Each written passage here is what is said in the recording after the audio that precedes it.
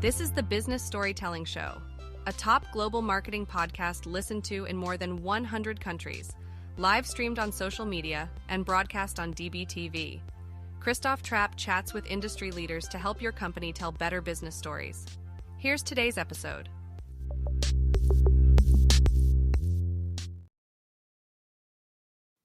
Hey, business storytellers. How's everyone doing? Episode 656, I believe, of the Business Storytelling Show. Today, we want to talk about guest blogging. And I have some mixed feelings about guest blogging. I've seen people who just rocked it and it helped and it worked. And then I've seen people and it didn't work. Sometimes it depends on the goal. Sometimes it depends on what you're trying to accomplish. Some websites don't even link to you. Why would I write anything for them? I want that link, my friends, not to my Twitter account that I don't use, not to my LinkedIn, which I do use, to my website. I'm an SEO guy. But anyway, let's find out. How do you do guest blogging correctly? What should the goals be? And what even qualifies as guest blogging? Jake Doll, he is VP of PR at BLASTMedia. Check them out, and he's joining me today to talk about the topic and give us some ideas on how to rock guest blogging. Jake, welcome. Christoph, I've been looking forward to this all week. Thanks for having me. Me too, all week. Really appreciate you coming on the show. So let's get us started here and talk about number one. What really is guest blogging? I mean, is it organic? Is it paid? Is it sign up and pay $1 gazillion to be on one of those councils, or what is it? I was going to say all the above until you got to the $1 gazillion point. But there definitely is some truth to it. It could be all of it. Just for sake of terminology and speaking the same language. At BLASTMedia, we talk about thought leadership, which is an opportunity to share your perspective, your expertise through the form of contributed content or interviews. When we talk about contributed content, of course, we can use the term blog literally. Like BLASTMedia has a blog. We could take contributors here. Your business partners, your customers probably have a blog. You could contribute your perspective there as well. But also there are trade publications. There's tier 1 publications. These are kind of the household names that you're familiar with. New York Times, Wall Street Journal, USA Today, that would take content and expertise from thought leaders or experts on really any topic or variety. Yes, of course, there's those council profiles as well. Forbes, Newsweek, Fast Company, Entrepreneur, they all have them. They do cost money, but it is editorial. There is someone that reviews your content that will help you get published as well.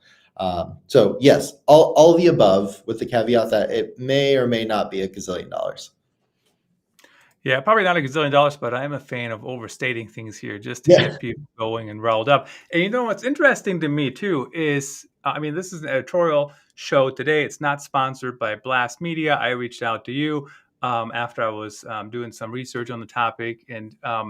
But even when I have sponsored guests on the show, I still challenge them, right? I still ask them questions. Just because it's a sponsored show doesn't mean that all the rules of a good interview go out the window. Do you know what I mean? I might not challenge them as much as I might challenge others, but I still ask them questions that I think people want to hear, because what's the point otherwise?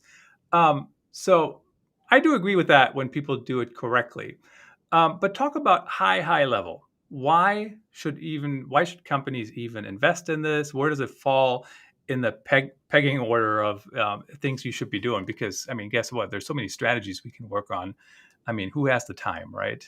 Of course, yeah. So, I work at a PR agency, so I'm going to talk about the value that content or thought leadership can bring from a business perspective.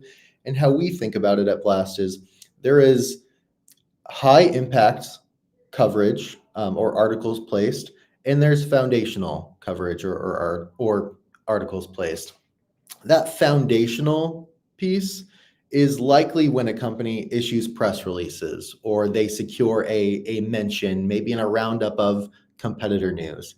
But the high impact coverage is something that readers have a key takeaway. Maybe they know how to do their job better. Maybe they walk away feeling like they've learned something. And that's probably from a podcast interview like this. Hopefully this is valuable. Hopefully people take something away from this.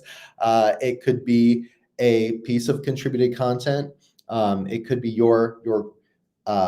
you are being interviewed and you're able to talk about like a customer story, and maybe this is a little bit more of like a feature, rather than that foundational piece where it's just like a mentions or press release. And a successful PR program is not one of these things without the other. A successful PR program includes all of these. It is the interviews, it is contributed content, it is those announcements that most companies do issue on a consistent basis. So if you're a company that makes a lot of news, of course you may be able to stand out from your competition, or just kind of cut through the noise from that news. Maybe there's something valuable about the product, or you've got new data or an executive hire that's going to be really impressive. But that's only one piece. And to have a takeaway, let's talk about like generative AI is really hype in media right now. If you have a perspective that you think is valuable and bold and unique, you absolutely should be able to share that. And you can do it on your own. Of course, like LinkedIn, you can share an article, you can put it on your own blog, but you are kind of working with your own audience and being able to tap into the audiences of other companies through their blogging up channels, or tier one trade media is a great way to kind of elevate yourself and reach an entirely new audience. So yes, it's important. It is one piece of a fun PR puzzle. You know, what's interesting to me is, and I am not necessarily in PR as much as you guys, even though I try to like dip into it here and there, but whether it's content strategy or content marketing or email marketing or whatever, right? Like it's always the same answer. Like there is multiple pieces. You can't just do one or the other and expect to get all the results, right? So people have to kind of keep that in mind. And it's, I think for some of us older people, like me, that's sometimes hard to remember, because back in the day, there was one thing, and I was just, and I don't even remember her name now, but, and this is not even business related, but that LSU women's basketball coach, Washington Post apparently is writing an article about her, and they called some players and offered anonymity, according to the coach. Mm-hmm. And the coach literally had a press conference and said, here's what I know, here's what was said, blah, blah, blah. And I'm thinking 15 years ago when I was in journalism, that wouldn't have happened. But why wouldn't it have happened? Because there was only one channel, right? Or maybe two, and they wouldn't pick on each other. So super, super interesting on how that works.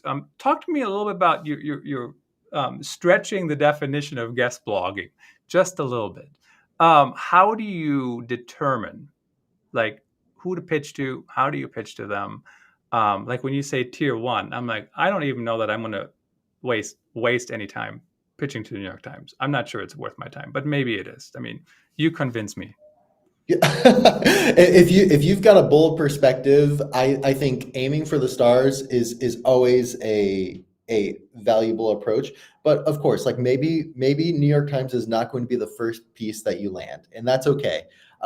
So finding relevant opportunities. Of course, like any business partner, any customers, any prospects, if you operate in the same space and they have a blog kind of page on their website, that is a great place to start, because you likely already have a relationship there. You would be able to work directly with someone. You could ask them if they have any type of content calendar that you might be able to participate in, and you could also swap. So you play something on their website, they play something on yours. That's a great way to build a relationship with these business partners, prospects, customers, what have you, and also a good reference point to point back to as you are then trying to go to trade media, because whether you are starting from kind of like a net new, I'm just reaching out for the first time, hi publication, we've never worked before, I have a article on artificial intelligence in the supply chain that I wanted to share. It is very likely that they're going to Google your name. They're going to look you up on LinkedIn. They're going to see if you've placed any content elsewhere. And having a byline on a company blog is a great place to start. They can get a little bit more sense of your expertise, your tone of voice, and see if they'd be willing to take you on for this trade opportunity. And these things really can build. And again, like this New York Times, Wall Street Journal, USA Today, all of these publications have op-eds that are obviously competitive.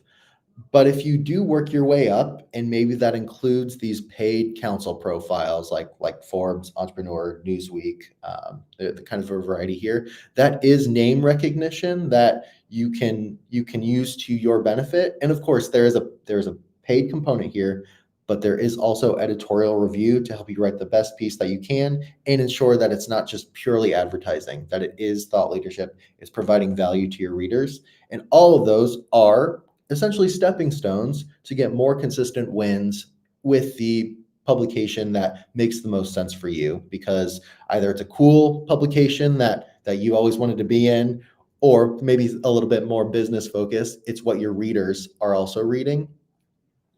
Before I go on a tangent, I just want to say that not every one of your audience members or your prospects are going to be reading the same publications as you. So placing something on a uh, trade publication is the first step, and then amplifying it to social media and making sure you do that more than once is always going to be my recommendation.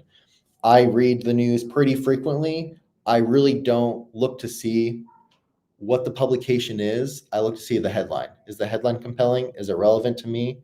I'm going to click on it and I'm going to learn something from there. So your audience may or may not be going to the same pubs as you. That's okay. You can lead them to it as long as you have a relevant, cool, bold perspective and you're sharing it for them on social media. Yeah, I think the whole thing of remembering that people don't always do what you do is, I think it's really hard, especially for executives, right? Because they rose through the ranks, and they rose there because they have opinions, they have thoughts, whatever, blah, blah, blah. They have, they're strong with their decision making. But you can just find out, where are people that you're trying to reach, and then how do you reach them? And the other thing, when you just mentioned that I was thinking of is, I always share when I have a guest blog somewhere, or even if I'm quoted somewhere, right?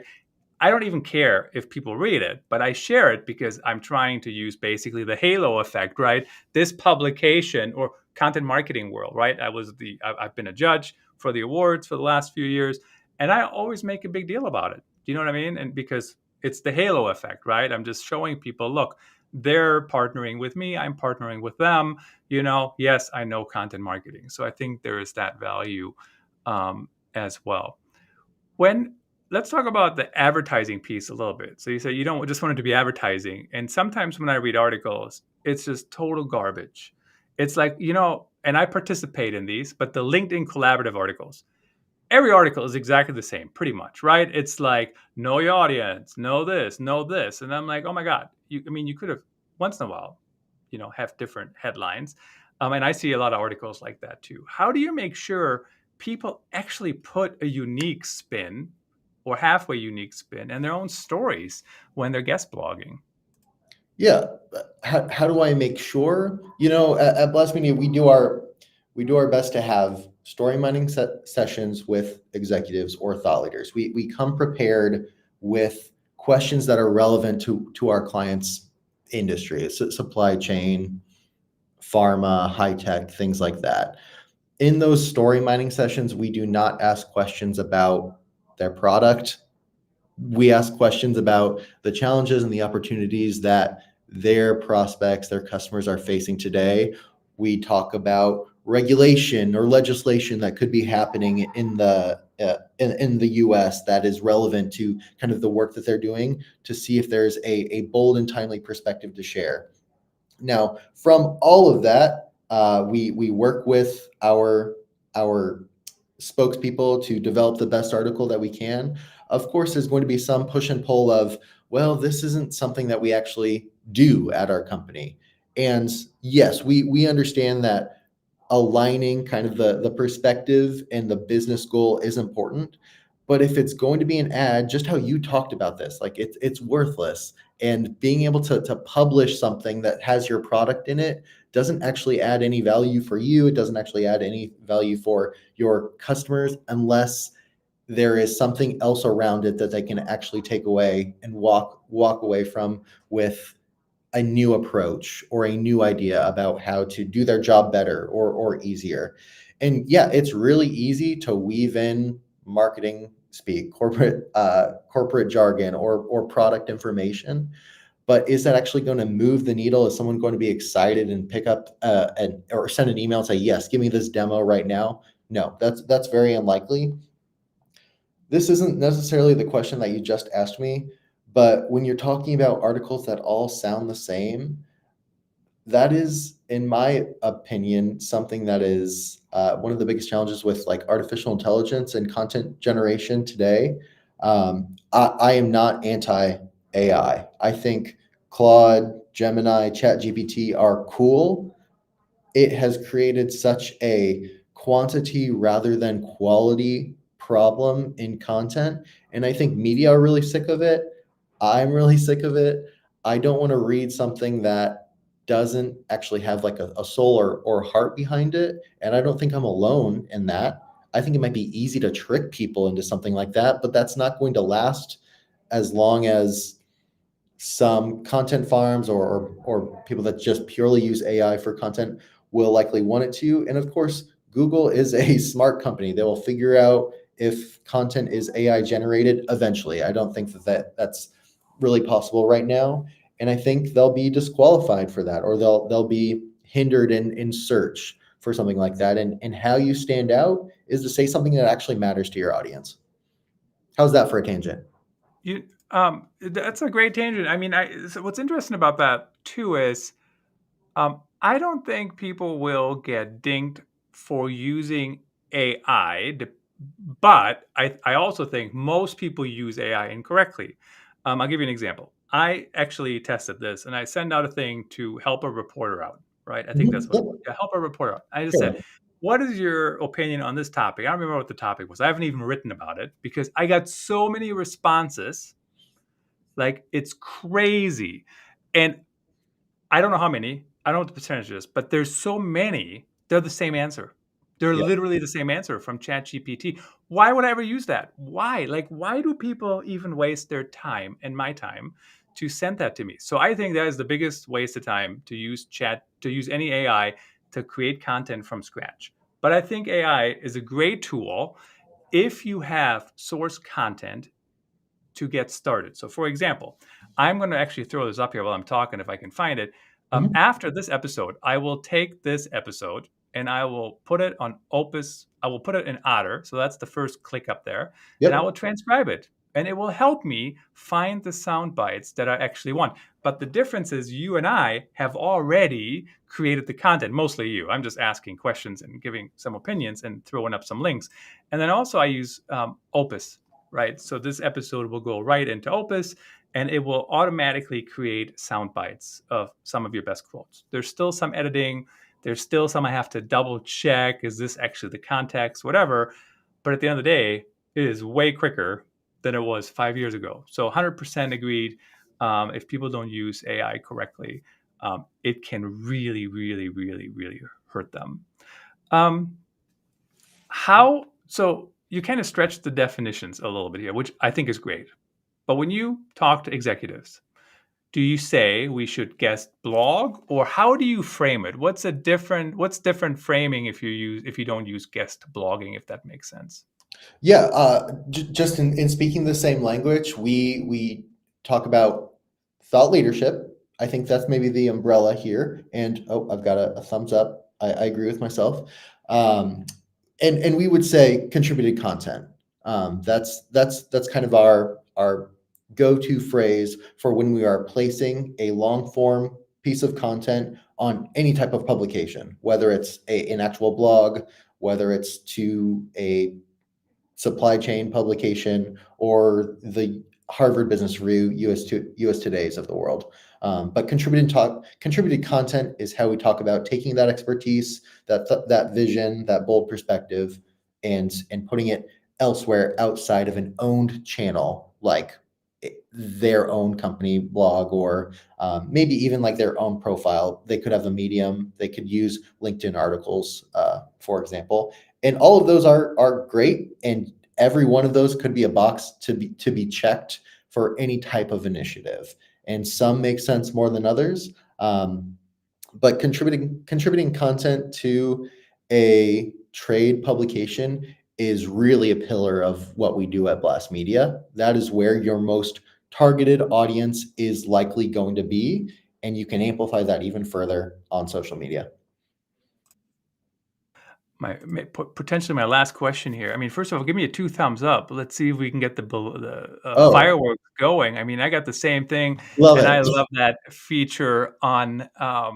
You can also do this. This is balloons, I think. Now we're totally getting off track. But did you get it? No, I I didn't didn't even get the get balloons. I've never seen the fireworks before. You I have think to go that's like this. awesome. Just one hand. No balloon. There Oh, you there go. we go. Finally. Yep. So that is the MacBook accessibility feature. That's how you get it. I have no idea how you turn it on. But okay, now we just took 30 seconds from your next answer, and I actually forgot my question. How?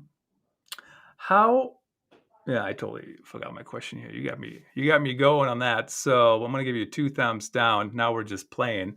How do you um, how do you know who to pitch to? So when you say trade media, I've actually been a chief content officer in trade media before, and I know how that game works. I know what the numbers look like. How do you know a specific trade media is worth pitching to or not pitching to? Give me 60 seconds of that answer, and then I'll come back and we'll wrap it up. Yeah, when I think about relevant publications, of course, like if you are a supply chain technology, Blast Media, we work in B2B SaaS, business software. So if you're a supply chain technology, there are many publications that have the word supply chain in them. One way to think about them is unique monthly visitors per month. How many readers actually go to the website? You can rank it from there. We use another metric, Moz's domain authority, which is a metric from 0 to 100 that kind of shows the propensity for a website to show up higher in search results. So those two metrics, domain authority, unique monthly visitors, are a great place to start. After, let's say you place 3 of them in these various supply chain publications, going into Google Analytics, seeing which one, if any, was driving some type of traffic. This is, again, direct referral traffic. So if there is or is not a backlink, irrelevant. Did anyone go from supply chain dive to your website specifically? That's a great place to start. Maybe they had a newsletter as well. But I would say, like, what's the amount of visitors? Do they have a reputable domain authority? And did it drive anything? And maybe not all of those are going to happen in your first round, but it's a good place to start. It's just very interesting trying to figure out where to prioritize and then actually do it. I really appreciate you coming on the show. Last 45 seconds here. So, Jake, tell me about who should reach out to you? Who do you work with? I guess you kind of answered that already. But, and yeah, really appreciate you joining me. Yeah, thanks, Christoph. This has been awesome. Blast Media, we are a B2B SaaS PR agency, not just focused on media relations. We have an expertise in getting compelling coverage, whether it be thought leadership or announcements for our clients. We have some clients that fall outside of software, but if you have a perspective that you think is worth sharing, would love to chat. That can be blastmedia.com or jake@blastmedia.com. You can reach me directly. Would also love to chat on LinkedIn. Doesn't have to be about content. I'll talk about art, games, music. Would love to meet up.